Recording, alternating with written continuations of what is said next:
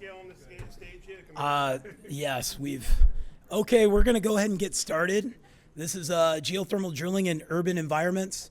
Obviously, this has become much more of a piece of our industry, and with wide-scale acceptance and adoption, thermal networks, all of these pieces, we're seeing lots and lots more projects. And if we look at the 200,000 buildings that, Nice sort of put up on that slide, like, that's obviously not happening in places we have football fields and, just all the real estate.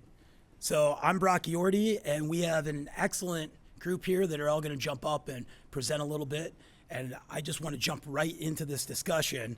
And so as a professional that works across this country and several other parts of the world, as we're looking at urban drilling markets and what we need to get into, location, right? I love it when I show up and I play a game. Should there be a Starbucks there? If there's not, it's because my grandfather, who fought in World War II, greatest generation, they did some cool stuff, but they buried some shit.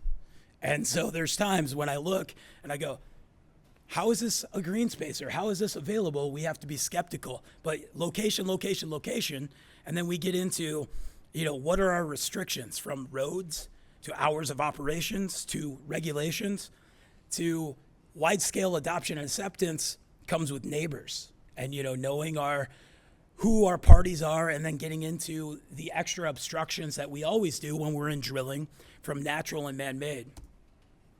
This slide right here has come from several different parts of the country as we've talked about what cost considerations and what impacts us. And I want to jump to our professionals here, and we're going to start with Mike, who's going to talk from a consultant and engineer standpoint.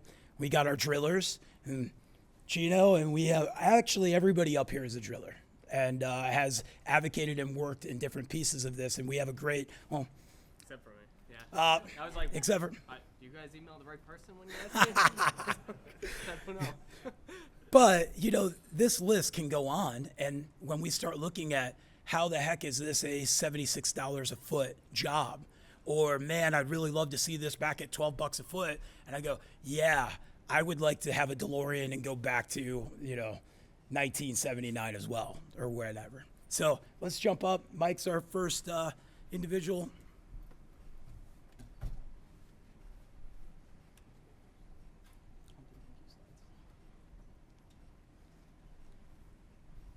Hey, good afternoon, everyone. My name is Mike Scanlon. I'm an engineer with PW Grosser Consulting, who does some geothermal consulting. So I'm just going to briefly go over kind of some of the site constraints, considerations that we take a look at on a geothermal, while doing a geothermal job. So just high level, real quick, a lot of what we look at are site constraints like what's the lot size, what are the building loads, what kind of zoning setbacks, building code setbacks that we have to consider, site and city utilities and services, the site geology, permitting requirements, and drilling logistics. So the first thing that you really kind of want a good understanding of is what's the building, what's the size, what are the heating and cooling loads, all right, start to think how many linear feet of board you need to take care of the load that they're looking at. Then you want to get into your geology, right? Geology can, of course, affect one of the number one constraints, cost, big time. Aside from giving you your thermal conductivity, diffusivity, for design considerations, fine-tuning your design, you have to take a look at things like, is it water producing? Is it overburdening? Is it consolidated rock?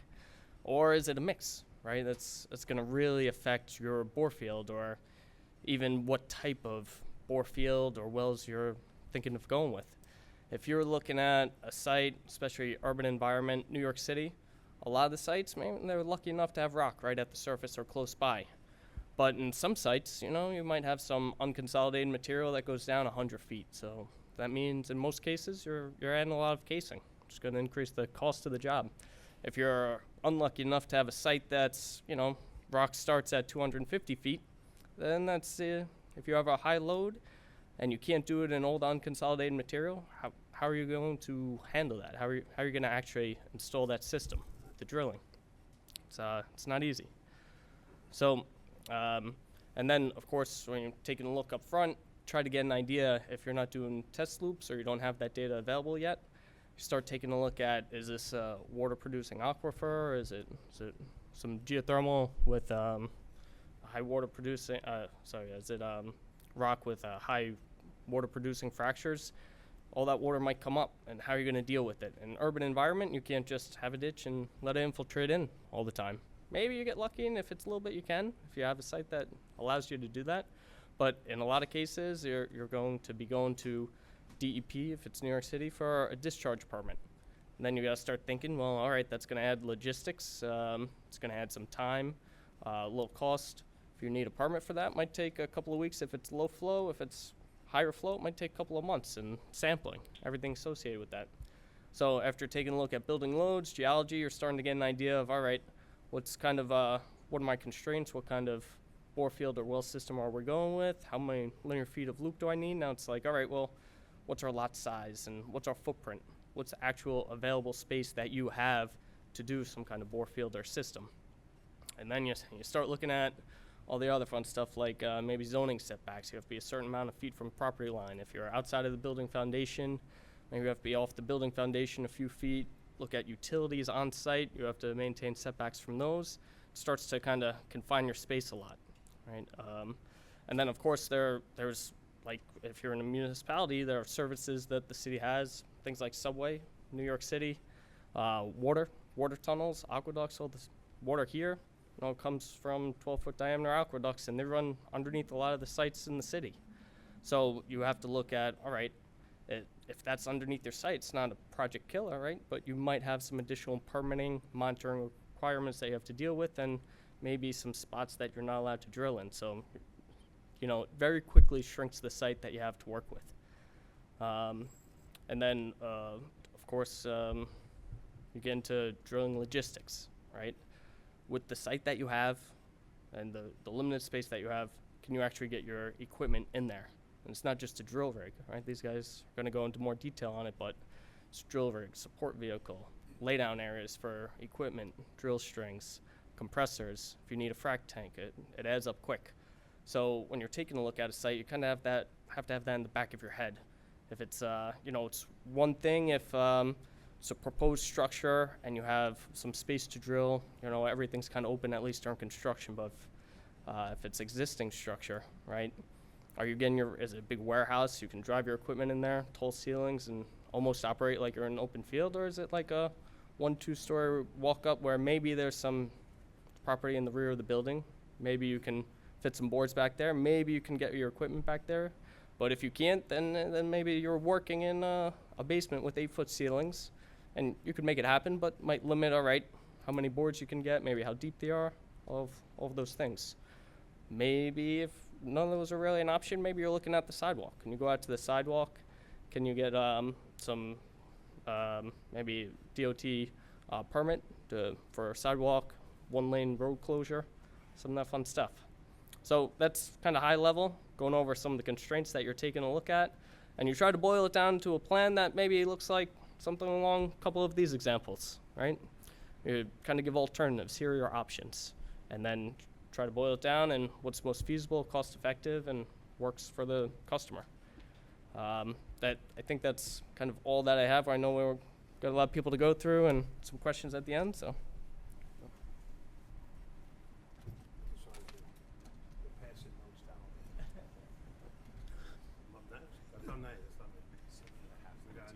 Okay, cool. First, I'd like to thank everybody for making me a sign here with my name on it, all right? I'm going to bring this home with me. I asked Garrett Oh, where'd you for hold slides, that thing? and he said, I don't- have any slides, Rod. So I helped him out. I am first of all, my name is Garrett Carrino.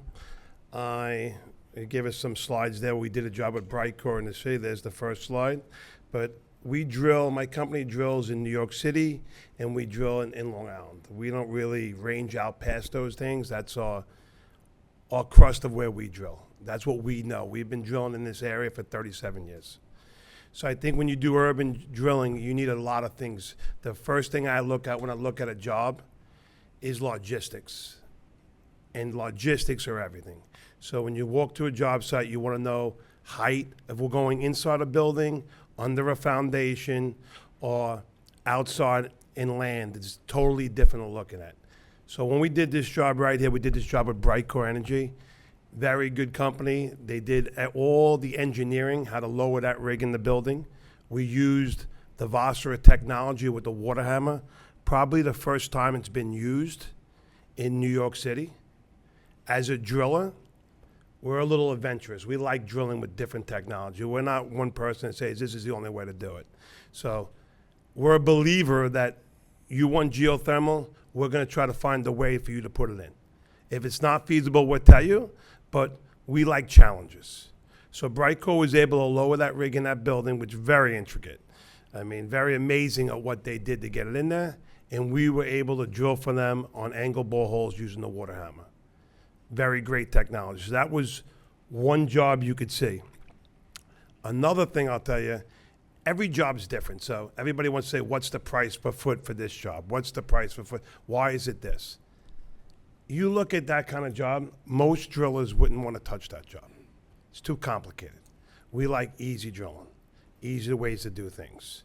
How much money can we make doing it our own way? But to get to net zero, we're going to have to do those jobs a lot more in New York City. I mean, you've walked around these properties. How much land do you see that we could drill? There's not much, you know. We need to take a little off. So I think the idea of Vossera, Brightcore, bringing technology in, using local talent to help them to be able to drill that with the technology and the knowledge we had to do it was a big advantage to us. 5 minutes or 5 seconds? Well, I'll do 5 seconds. So any questions you could ask me later. I'll let the next person go.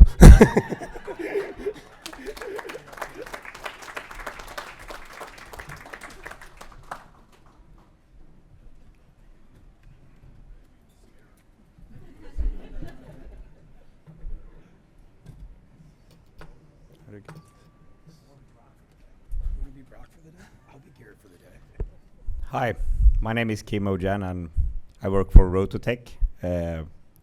We started our geothermal drilling operations in Finland in 2007. And we've been drilling in Finland, Sweden and Norway for many years, since 2007. And we started our operations in US last year. So I moved here with my family and it's been a great year. For us it's been the proof of concept year, and we've been trying to drill in as many places as possible to learn what conditions we have here. But I will share some of the ideas. We don't have cheap oil and gas in Sweden, so we need to go for all the complicated projects like Garrett like to do. So I'll show you a few different urban drilling projects that we've been doing. This is boreholes under the building, and we don't use as much reverse return headers that we do in US, but basically this is a lot of things to plan, because when they put up the building you don't want to have those pipes damaged. It's very complicated to get them fixed later on. We can do drilling in the basement. There's a lot of planning to do that. The rig in itself weighs a lot, so how are we able to get it to the basement, and will the building hold for it? And we also need to plan for if we're using air or if we're using water, what geological conditions do we have. Air is not the option to use in certain areas or certain projects. We have a drill rig. The normal one that we use is 21 feet high, but we can change the mast, so we can go down to 8.6 feet, or the lower the basement is, the higher the price is going to be for the project. Then you have the laterals. You need to plan for the concrete, and where do we take in the pipes to? Are we using manifold chambers, or are we using manifold vaults, or manifolds hanging on the wall? But we don't only need to drill in the basement. We can actually be on the first floor as well. And on this project, we had a higher ceiling height on the first floor. So we made holes in the concrete, and as you can see in the middle picture here, we also use angle drill boreholes. So the second steel pipe that's sticking up there, it's angled. This is not the typical project you do every day, but I just wanted to show you that this is one kind of urban drilling project. And then on the picture to the right, you see the laterals coming in, and then there's a manifold on the wall. But it's very rare that we are inside the building. This is not the typical installations we do. We always look for the options drilling outside, because that's what makes most sense. This is a drilling in Chicago, so you have Willis Tower in the background. It's possible to go and drill in the city, but there's a lot of things to take into consideration, and I will not repeat everything because I think Michael summed up a lot of those things in a good way. I just wanted to show the pictures of different applications. Thank you.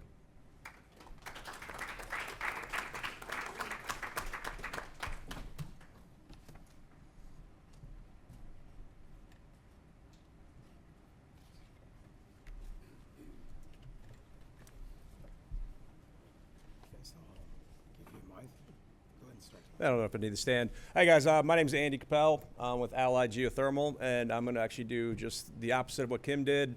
You can ignore my picture. It was a last second ad, so I'm just going to talk more. So just the opposite. So, you know, everyone's kind of touching on the same thing. The goal of all of this is to create geothermal jobs, right? We've got to find ways to get more geo in the ground, more projects that can actually use this technology to get to net zero and keep all of us working. That's the goal of this. So what are some of the obstacles that we kind of run up against? Well, first of all, regulatory, correct? You know, what is geothermal? You know, you can run up into permitting where, actually we ran into this in Maryland, where we wanted to put geothermal underneath a building. They wanted geothermal so bad, and this is actually a government, the end result is this is the government that actually would approve the permit. They're like, well, you can't put it here. A well needs to be 30 feet from the foundation. Well, this is not a well. This is a geothermal bore. So you run up against that. So there's an educational portion to it where you need to show people that this is not, you know, your grandfather's way of thinking. This is not your grandfather's well. This is a different technology altogether.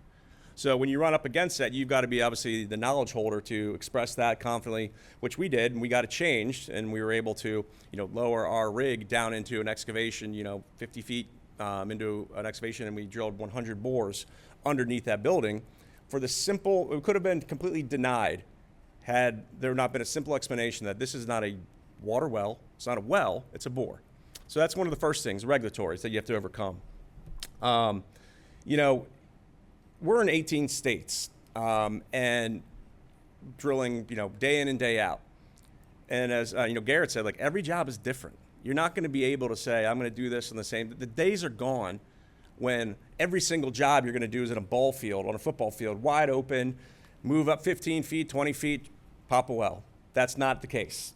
Again, the whole goal of this is to create as many geothermal jobs as possible.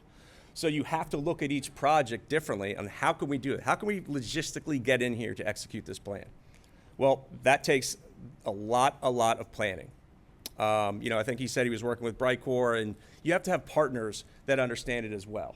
But they need to know what your limitations are and what your, you know, capabilities are. So you've got to be very sure on your end what you can do. You got to look at the plans, make sure that you're planning weeks ahead, months ahead if you can, because with logistics comes execution. So if you do not do your part on a job where space is paramount, I know, you know, I can speak for Garrett and Kim and everyone else here that's a driller. We know we are the most important trade, the most perfect trade, the most beautiful people on that site. We are. I mean, there's no ifs, ands, and buts about it. We know that. But we have to prove that and be part of the system that's working on this job. So you have to understand your planning and how that fits into a workflow. If you are the trade that is causing, whether you are or not, if the perception is, because you're the new kid on the block, geothermal, they don't know what to do with you. If you're the one that's causing the workflow to jam up, you cause a delay, you cause an issue on that site, it's not just bad for that site. It's not just bad for the execution of that job. It's bad for geothermal. Because they are now looking at this like, well, we tried it on this project. Well, we're not going to do it at the other one we got coming up because that was just a nightmare. We're not going to do it. So you've got to make sure that your logistics, your planning, and your execution all tie into the greater workflow of a job, which, again, you can do only so much on your own, but you've got to communicate that to your partners. And again, if you'd like to see my pictures, that's it. That's one we did at 25 Stewart on the tour. So I'm glad I took the picture and it helped out, I hope. So thank you guys for your time.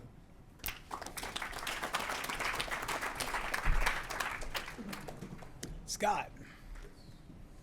So Gino passed me a note that said he wanted to go last. Ironically, I'd already set Gino to go last. He just sat in on the table. So. I'll loop around this way. You what? I'm generous. You might take the best.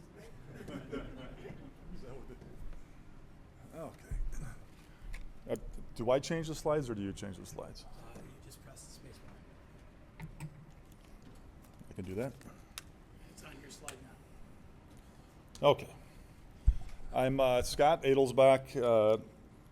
I'm here representing Geothermal Drilling Solutions. I have this small drill rig that you might have seen a poster of out in the lobby, and I do things completely different than what the gentleman next to me are doing. I developed a machine about 10 years ago that we've used for the last 10 years. That basically is designed to go into a building, into a basement, into a first floor slab. What I do, it essentially simplifies a geothermal installation, a loop field installation. We use, as you can see the picture here, we generally use the structure as downforce. The machine itself weighs about 900 pounds plus pipe. So this is a large building we just recently finished. It's a 180 unit apartment building. I have a different theory on drilling. We usually do 100 footers, 150 footers, compared to the next guy's 500, 600, 700 feet. We tie the loops together a little differently as well. So this system is completely electric driven. All we have to do is tie it into a electric 100 amp circuit panel with a 100 amp circuit breaker. It uses 2 variable frequency drives. It's nice for sound issues. It's nice for exhaust issues. Here's an example inside a residential home. We've been doing, my local company in Chicago is Chicagoland Geothermal. We've done probably 200 projects similar to what you're seeing here. We go usually through the window in this situation to get the machine down. Since then, we've changed the machine to a breakdownable machine where we can actually separate in half in 4 different components and easily get it down through a staircase. But it changes the game when it comes to installing in an urban residential area, as well as in the commercial space. The one thing about it is when I'm approached or someone contacts me about a new system, I can typically actually quote a geo loop field and full installation of equipment over the phone. I can generally just get a PDF sent to me for new construction, or a phone call, and I can actually typically, based on, because I know the region, I know the geology in the area, I can essentially just give them a quote. And then if they're interested at that point, then I'll make a site visit. So it changes things for me. I don't have to do a lot of driving. This is a sample. I threw this picture in here. We're doing a continuous flight auger system on the machine here, and the reason I'm throwing this in place, into the mix here, is I'm seeing this for these different row homes in the area where essentially you don't need to go in the basement. We can still bring the machine through into the backyard. I know the row home's much different, and we'd have to go through the house, but this is just one more example of what we can do with this particular machine. I find that typically there's almost no building. We can't do skyscrapers. We're limited to about 7-story structures when it comes to a full load on a geothermal system. We can do approximately as deep as 300 feet, but we typically stick to about 100 to 150 feet just to simplify the installations. That is pretty much all I have for you, and I beat the clock, I believe.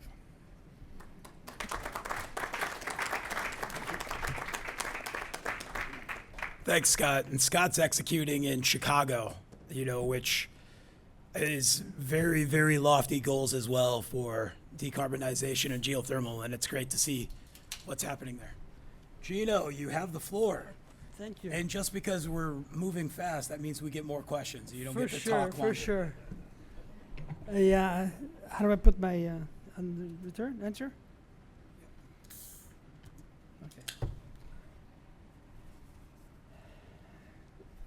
What a crowd. It's I thought maybe everybody would be going home by now, but I guess not. I'm not a driller, I'm an electrical engineer. I've been doing geothermal now for the last 45 years. Done some work in China, work in Korea, Eastern Europe, and North America as well. I am not a driller, but I've had drilling companies, and I wanted to put together this whole package and show you some of the final work that's been done and some of the projects. The first one on the Oshawa, Canada, the one on there'll be six of them I'm going to show very, very quickly. The first one is it's in Oshawa, Canada. It's a campus, district heating campus. Year was 2005 occupancy, 800,000 square feet of campus building. The bore field is at the university campus courtyard. 370 holes at 650 feet. At that time, that was the largest in North America, and that was probably the first campus for a school. And it's, as of 2 weeks ago, still operating. So we're by there.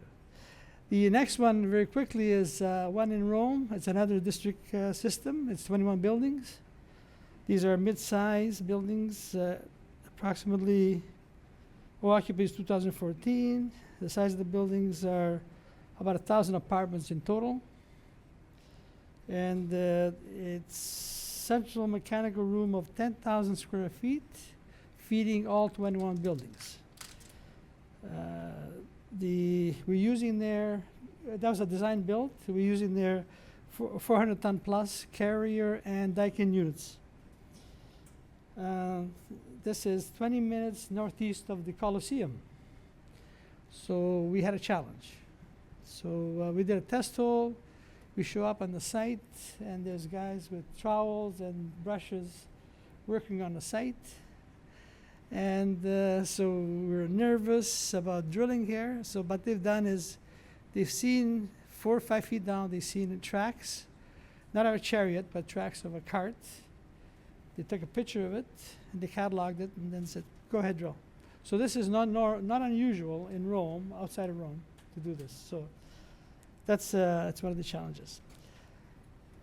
This other one is also the largest water source. This is an open loop system in Canada, which is basically a cluster of 9 buildings.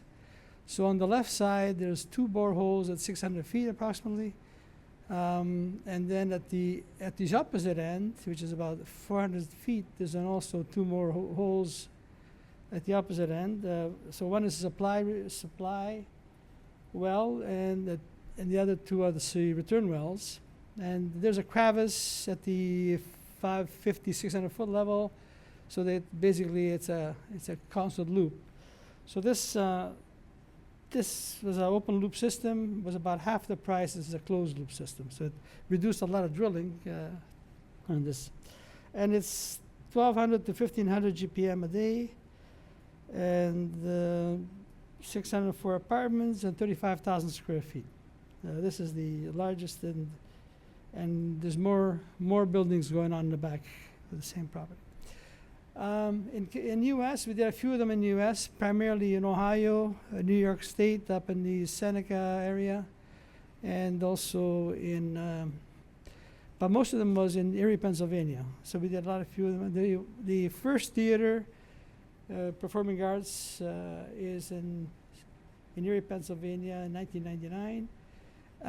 Not a big job, but it was a very sensitive job because you have to deal with the noise level.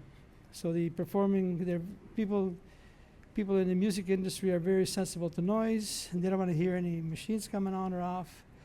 We use the walls with material as a return air, so to keep the noise down. And also the challenge of bringing the temperature up very quickly, but it's a full house, and also reduce the temperature when it leaves. The other one, the IKEA, we did 3 IKEAs in Italy. The Parma, Milan, and Rimini. And these are not the first IKEAs in the world, but I was told that it's supposed to be maybe the 3rd and 4th and 5th IKEAs in the world. I was corrected here. And here we had an issue. We had an issue that the aquifers, we had the top 90 feet was a contaminated aquifer. At 120, another contaminated aquifer. At 150 feet, we had potable water. And the water is very important in Milan. It is, in fact, they even export water. And we had 400 boreholes, and they didn't want us to contaminate. So we used for the first time a dual rotary with the Camacho dual rotary that we went right through all the aquifers. We put the pipes in. We grouted with the cement and 95% cement and 5% bentonite. And they monitored the water temperature of the field and the contamination of the field for the additional 3 years before we got our 40% holdback. And the last one, very quickly, is the Walmart, the first, I think, and the only Walmart in the world with geothermal. And we did this one, however, not vertically. We did this horizontally. The cost was cheap. The energy saving was 60%. And we can't, for the life of us, understand why Walmart still hasn't done more systems. Thank you very much.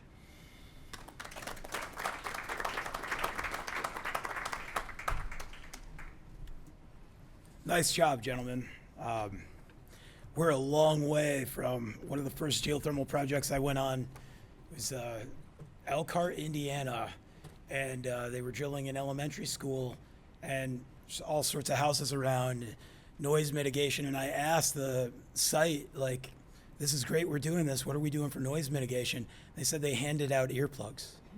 I am not making this up.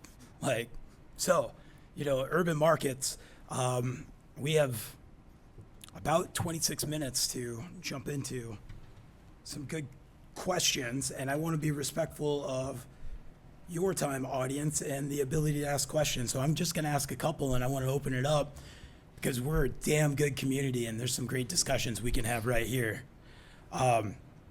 So as we look at this, I want to start with, Mike hit upon lots of the design constraints and things we need to think about. So I want to throw it out to the group right now. On these projects, what are your top 2 considerations when looking at the feasibility and then going into bidding these projects?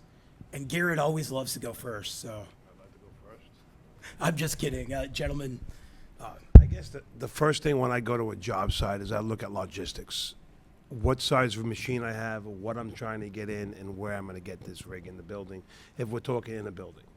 And that becomes the complicated part of geothermal because every rig does everything, and every building is different.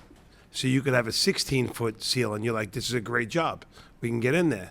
Then you can have an 8-foot seal and say, are we going to run 3-foot rods, 500 feet, and be pulling 125 rods out? That's what I look. There's logistics, and when it comes to New York City, utilities, subways, and water tunnels. The three main things I would look at.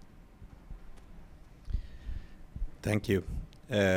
Same as Garrett, but I add safety also. Can we work? Where are the residents who live in the house? Where are they going to enter the building? And where are we placing our compressor? It can actually burn up.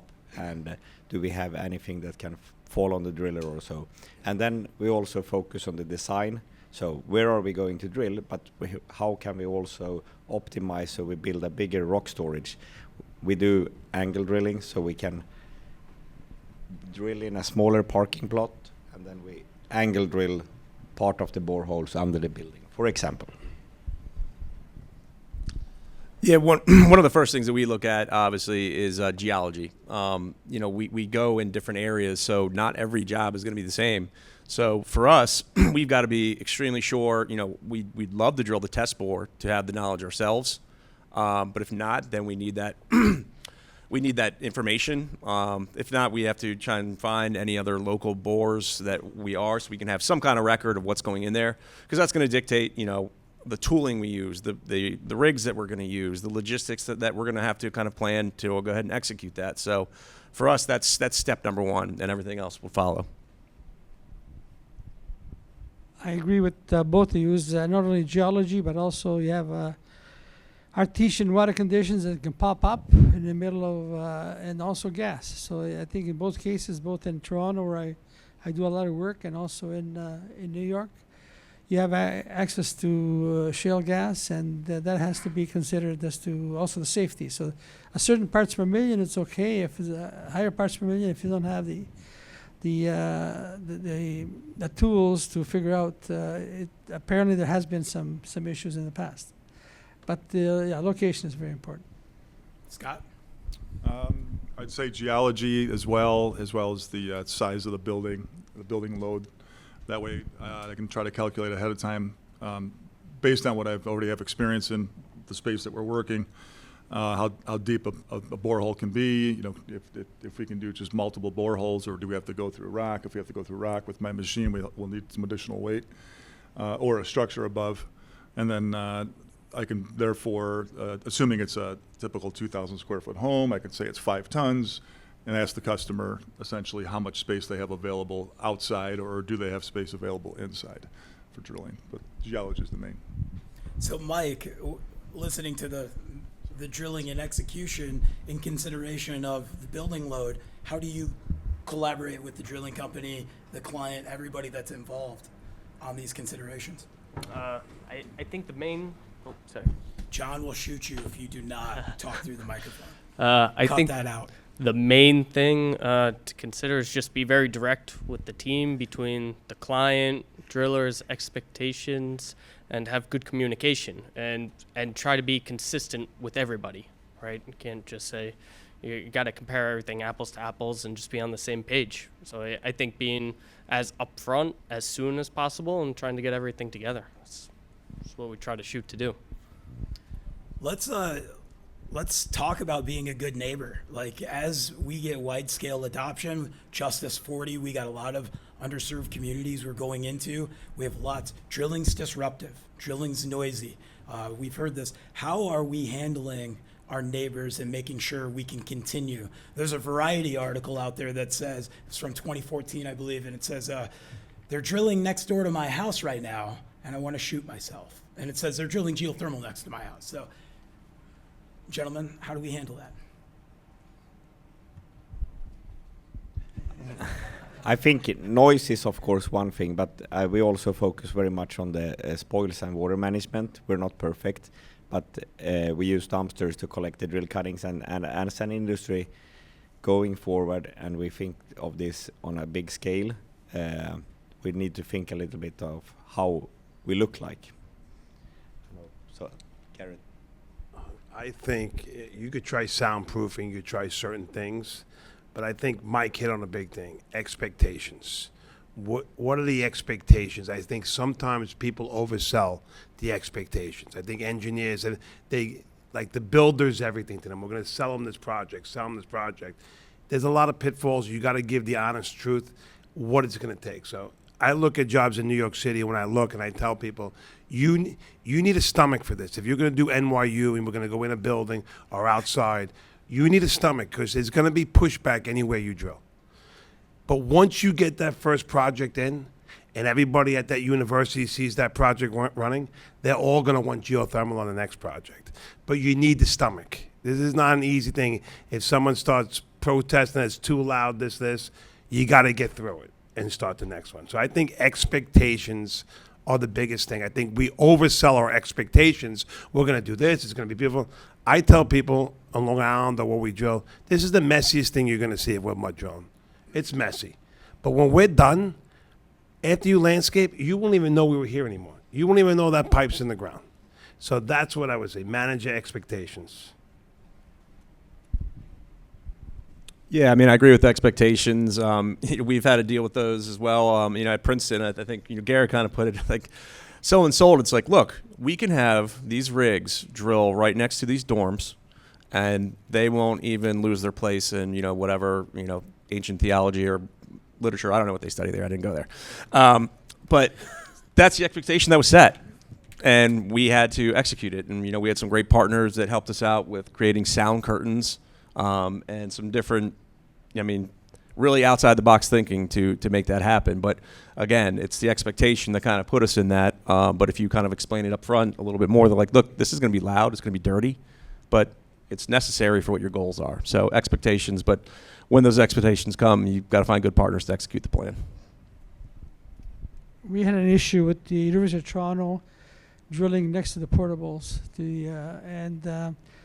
There was a limit of 56 decibels, and we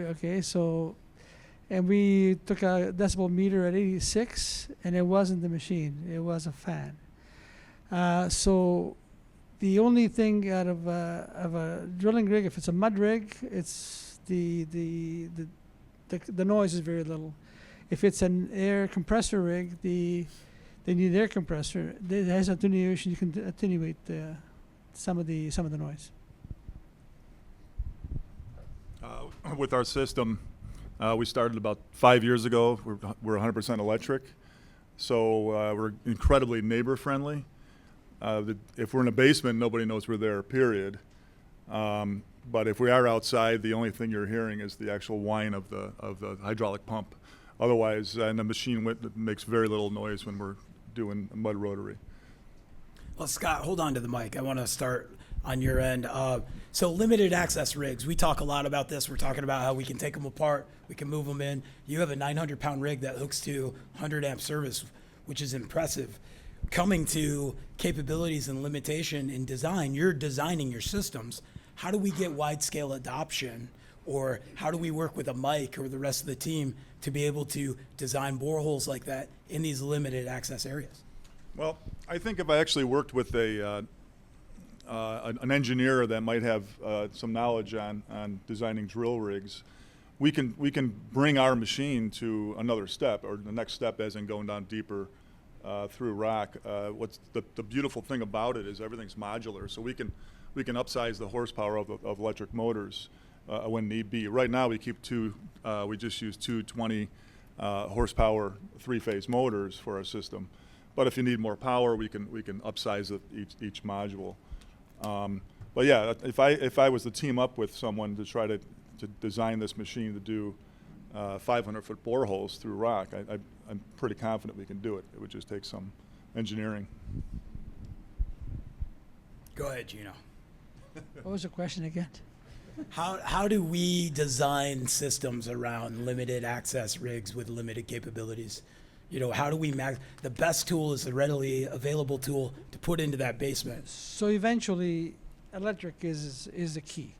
Actually, I think Princeton had 10% advantage to anybody that had electric systems as opposed to. And when we drill at county fairgrounds, man, are we going to have enough electric to do whatever we want, right? I was just I'm just kidding. Bad joke.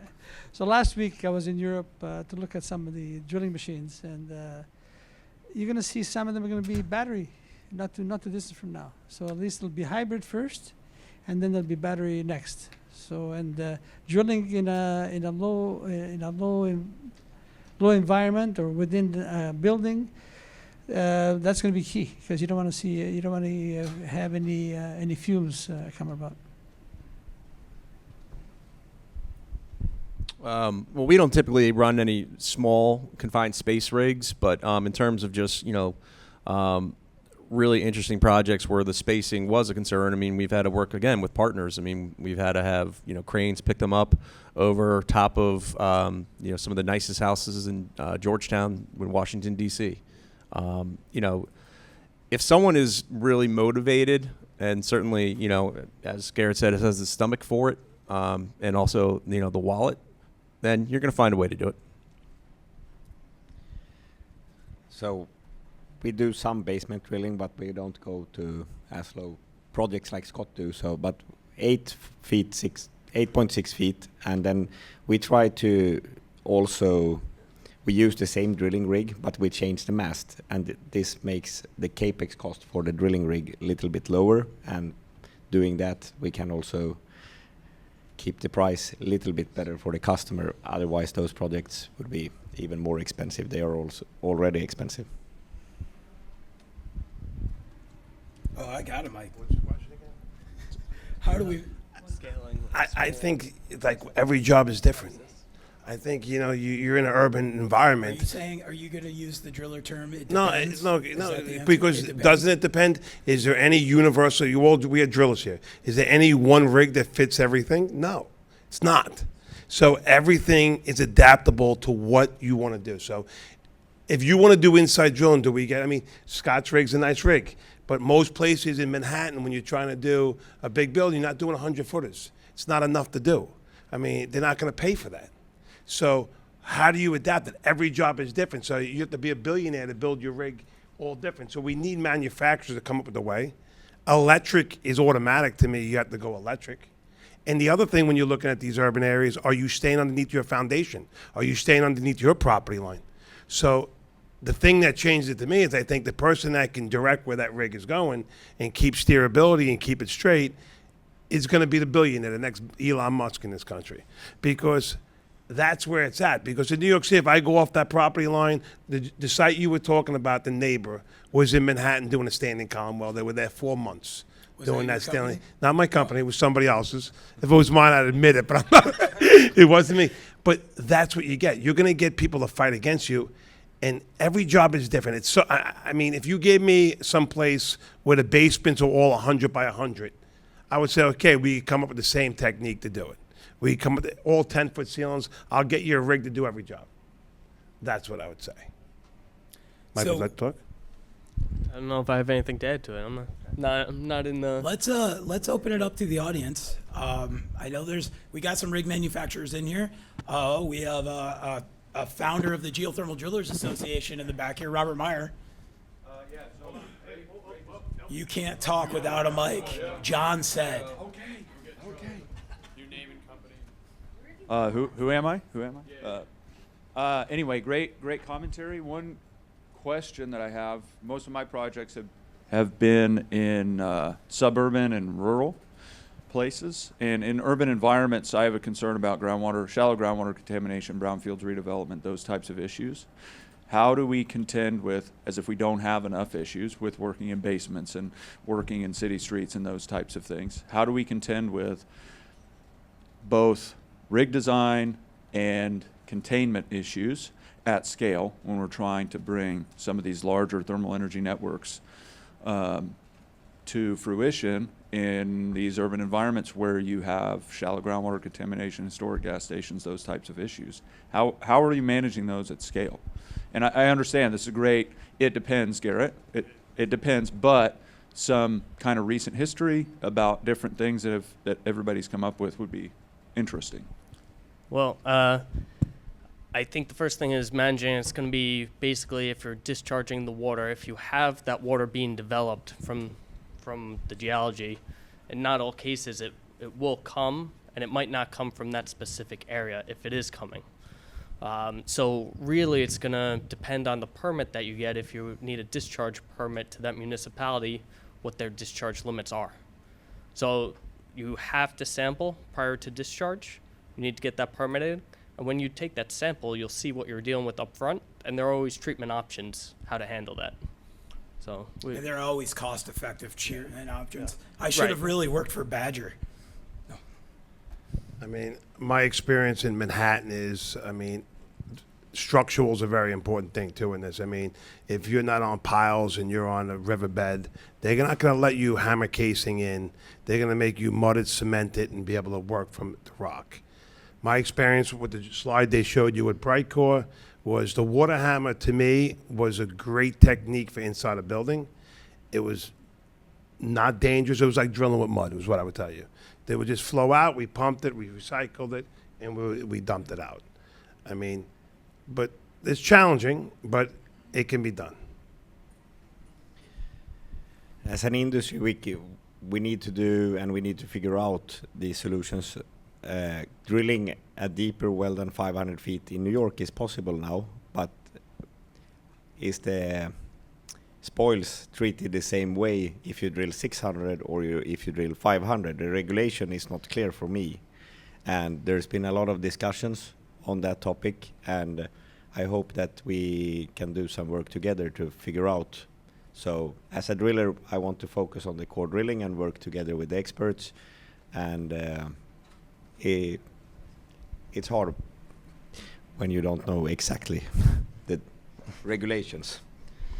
Yeah, I mean, you get a lot of guidance from your, approving authorities on what steps you need to take. We run into this quite often down in Washington, D.C. They have leaking underground storage tanks, and they consider everything to be contaminated, under the sun. So what they've advised, and I'm not saying this is right or if it's effective, that's not my realm. But what they tell us to do is we need to install steel casing down to a confining layer, be it clay or into bedrock, and grout it in place. And then there's also cathodic protection that you need to employ on that steel casing so it doesn't corrode over time. So that's one of the things. Yeah, exactly. I see your face. Yeah.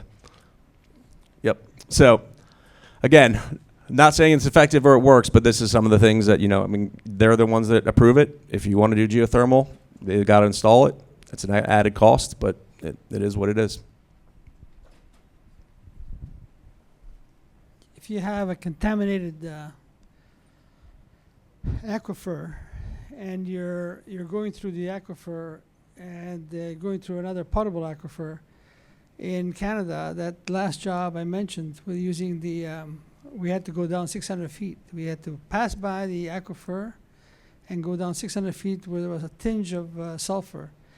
We had to line the whole thing with the stainless steel and also weld it, because they're afraid that over time the water coming back up may have been acidious, and it would be acidic, and they would be corroding it if it was just normal steel.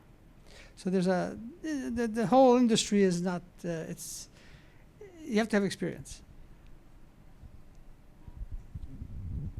My best answer that would apply to the way we do things, a couple things. We don't drill deep, so there's less chance of aquifer contamination.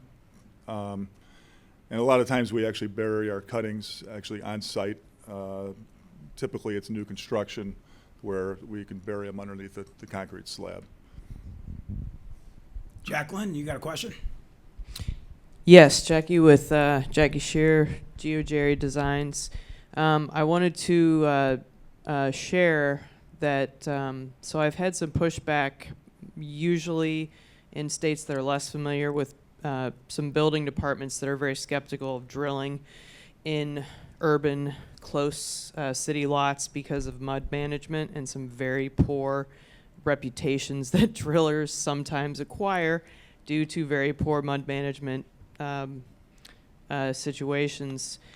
And I had a project in Ithaca that Rototec drilled for me, and the building department commented specifically that they were so impressed with that they now saw was possible in keeping the site well managed and clean that they were more likely to approve other geothermal projects.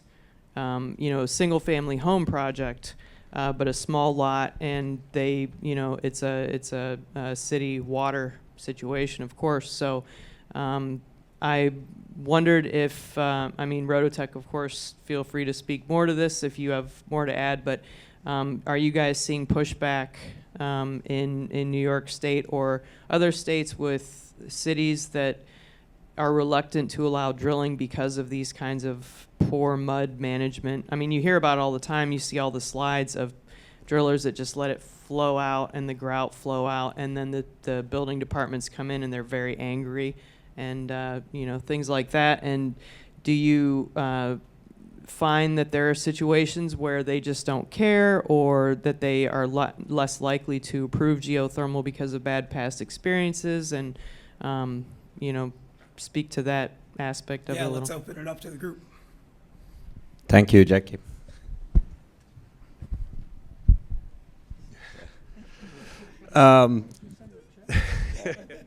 He's Venmoing her right now. Yeah, Just kidding. He's not at all. Kim's an excellent guy. Everybody up here is great. Go ahead, Andy. I haven't really seen any pushback from the inspectors themselves. I mean, typically, if you look at any kind of, again, this is county or whomever the approving authority might be, they're supposed to approve a permit based off of whatever you submit for that project. It shouldn't be, well, one time it didn't work. I mean, if you meet the standards, you should approve the project, but we all know it's not a perfect world. So yeah, I mean, again, if you set the expectations and you actually execute the job the way it should be done, I mean, containing your spoils is paramount. I mean, again, even if the approving authorities don't want to do it, again, well, the neighbor might not want to do it. Again, we're trying to get as many geo jobs as possible. So if you're performing the work in a way that, again, pleases everyone, so everyone's happy with the product, be it the end user, the neighbors, the approving authorities, all the better.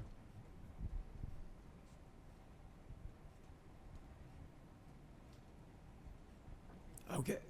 I think that's excellent. Let's, we got Colt McCarthy with, you got a microphone? Yep, I got a mic on. Oh, you do? Yeah, Colt Excellent. McCarthy, Venture Drilling Supply.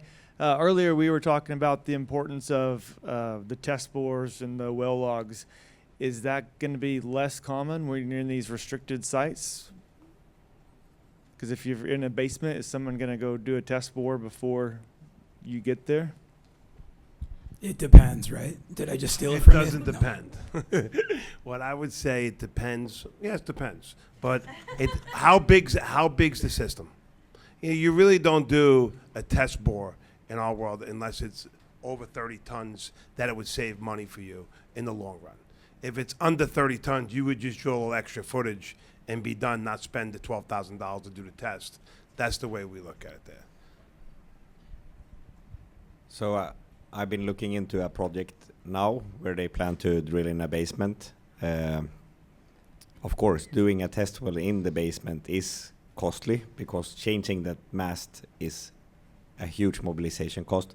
But they also had the opportunity to put one well outside, and that's very close to the basement, so that might be an option as well.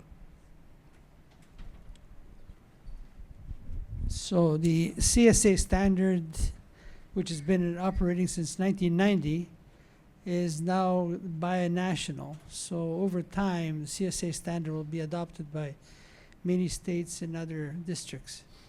CSA standard requests a test hole, and for almost every job. It is more difficult to do a test hole underneath the building, but no, not a 2-ton job, not a commercial job, a commercial job. So I think over time that any large job, a commercial job, that would be a request by the state. So in Ontario, for example, they wouldn't allow you to do any building without citing the CSA standard of, and now the new CSA standard comes out this fall, and there's 152 committee members, so that it's pretty thick.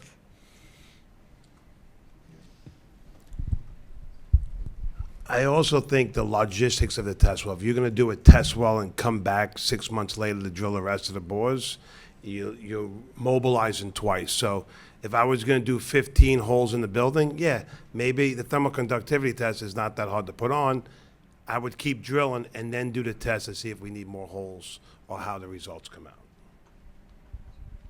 Yeah, and just to add to that, if it is maybe cost prohibitive up front or a smaller job, if you have decent USGS data, you could apply decent estimates to what thermal conductivity and diffusivity are on different coefficients. So it's always an option, but if it's people don't want to spend the money up front for one reason or another, there are still good ways that you could get a real close estimate, and maybe a small safety factor, and it should be sufficient.